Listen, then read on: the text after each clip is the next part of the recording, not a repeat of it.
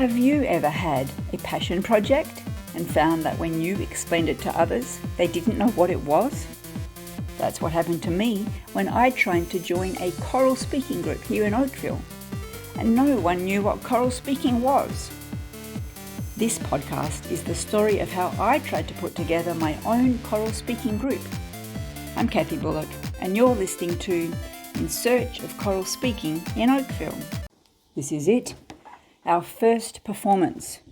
We practiced every week for a couple of months. There were some glitches, as can be expected in a group of busy mums, volunteering extra time for a passion project on a Saturday, sickness, travel, the general busyness of life. But we finally managed to book a date at our Glen Abbey Toastmasters Club for our first performance. I've got some clips of the before nerves, the performance, and reactions from the audience to share with you. Then we'll finish off with some final thoughts from some of the participants. Let's have a listen. This is our last rehearsal before performance. We're sitting in what we've called the rehearsal van because we wanted to practice where no one could see us. A very spacious minivan. How are you guys feeling? Excited. Excited and nervous. Very excited. Okay, so we're going to do one final run through, then we're going to walk in. Glen Abbey Choral Voices, is that your name?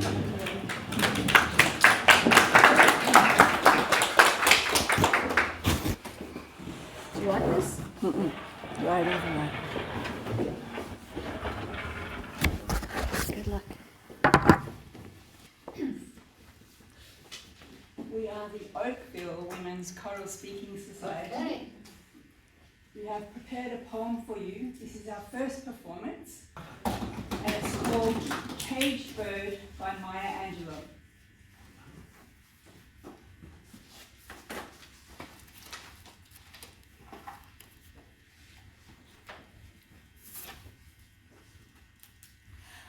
A free bird leaps on the back of the wind and floats downstream till the current ends and dips its wing in the orange sun rays and dares to claim the sky. But a bird that stalks down its narrow cage can seldom see Through its bars of rage. Its wings are clipped And its feet are tied. so it opens its throat to sing. The caged bird sings with a fearful trill of things unknown, But longed for, still. and its tune is heard on a distant hill, for the caged bird sings of freedom. the free bird thinks of another breeze. And the trade winds soft through the sighing trees, and the fat worms waiting on a dawn-bright lawn, and it names the sky its own. But a caged bird stands on the grave of dreams.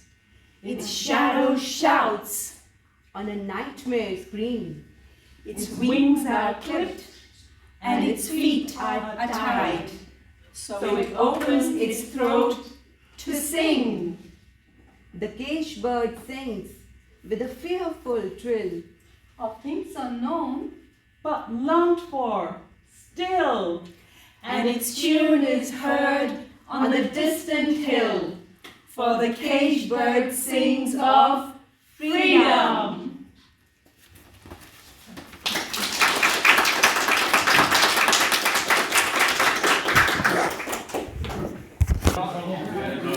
I believe this choir gave an excellent speech of how life is, and they gave an excellent unison and synergy together of how to persevere and how to move forward in things, and it's quite incredible.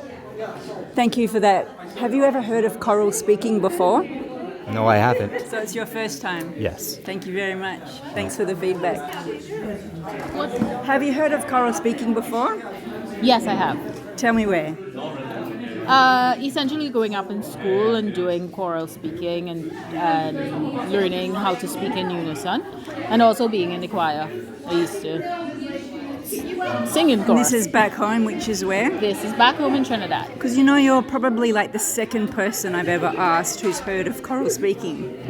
Am I? Yeah. Oh, okay. So- I thought it was a common thing. Not here, apparently not in Canada. Oh, okay. And so are you interested in joining the group? I will think about it, but All I'm right. not sure. Thank you. Thank you very much. You're welcome. So thank you very much for your feedback. Had you ever heard of choral speaking before? Oh, thanks very much, Kathy. No, I hadn't heard of it before, but I do have a musical background. I played in bands. I've gone to operas, love opera, and what I heard and what I saw was so reflective of some of the best things in my personal musical experience, even though this is basically musical speaking. I heard, I know it was 3 different voices, but I heard harmonies as well. It was a situation where one voice plus one voice added up to 3 voices, and there was different pitch, there was different tone, there was an amazing richness, but also the content of the words of the poem really struck. I would have to say it touched my heart and caressed my soul, and I think art can do that like nothing else, and I thank you for it. And I'm not just making all this stuff up. I really feel it. Thank you so much. What a wonderful comment to have for our podcast. Thank you. So we have 2 more people here who were in the audience. Had you ever heard of choral speaking before? I have not. I have not. It's my first time, First and time. I'm very interested after this showcase. Very good. So maybe we'll have another member. Yes, or you can tell me what's your next performance when over in some. So what did you think of choral speaking when you saw it? I thought it was very interesting. Like when you first started, I was intrigued on you addressing the audience first, and wanted to see where it went afterwards as you turned and faced the other members, and how it was so succinct was very interesting as well. And you spoke together, and then another person kind of, shined for a second or a few seconds, and that was very interesting. Do you have any tips for us for next time? I don't know much about the field. What I can say is that I love this sense of teamwork that I saw, and how through that delivery you keep engagement in something like it was poetry, right? It's hard to keep people engaged with poetry, but with that type of delivery, I think I was there. I was there until the end. So that's no good. tips for now. Wonderful feedback. Thanks very much for being with Thank us. you. Bye. So here's another person who was in the audience. Have you ever heard of choral speaking? Have you heard of it before? Choral speaking, yes. Tell me and, how. Well, I've done it all my life because I come from China, and that's all we do when we are in elementary school. You do choral speaking? Yes. What's it called in Chinese? Ooh. What is it? How would you translate it? I would say we would like the way I interpret it is we would be doing reading the books all together, reading the textbooks all together. So say it in Chinese, what you would call it. 集体朗诵. And I remember you talking about this once before, because most people in Canada that I meet have never heard of it, but it turns out that you have, and you grew up doing it. How are your memories of it? Do you have fond memories or not fond memories? It was not a fun memory, to be honest Why with is you. that? Do you know why? I believe that's because we were forced to do it. Every morning we were forced to wake up at 7 a.m. and to do that reading all together for half an hour in different subjects. Sometimes it's in Chinese, sometimes it's in English. So we read different types of textbooks all together. Right. And then a week later, you are supposed to recite all of those individually. So I'm not sure if that's the same thing as choral speaking. I would call that is speaking together. Right. I'm not sure if it's the same thing. Right. Well, thank you very much for being part of our audience today. Appreciate it. Thank you. And our final audience member, have you ever heard of choral speaking? That's the question I'm asking everyone. I've only heard of choral speaking from you, Kathy, where you explained it to us a few months ago, and what you described sounded so beautiful. And actually, your performance tonight was stunning. I really, really enjoyed it. Thank you for that positive feedback. What were you thinking about while you were listening, or what was coming to your mind? I was thinking they are in such perfect unison and harmony, and I really enjoyed the collaboration between all of you. I could see you all had practiced so much, but that there was a synergy between all of you that, wasn't just people memorizing things, but really working together. Well, that's good to know, because we did try hard on that. Good. I'd like to talk about the journey that we had while performing for the choral recital. It was great meeting up on Saturdays. It was nice to learn about the mouth exercises and also the exercises from using the diaphragm, the tongue twisters. It got me ready for all of the classes I taught during the week as well. So that was something of a bonus for me. It was nice to practice, and while I loved the poem and the way we planned everything, sometimes missing, but often meeting at the office and meeting at our favorite rehearsal van, it was great.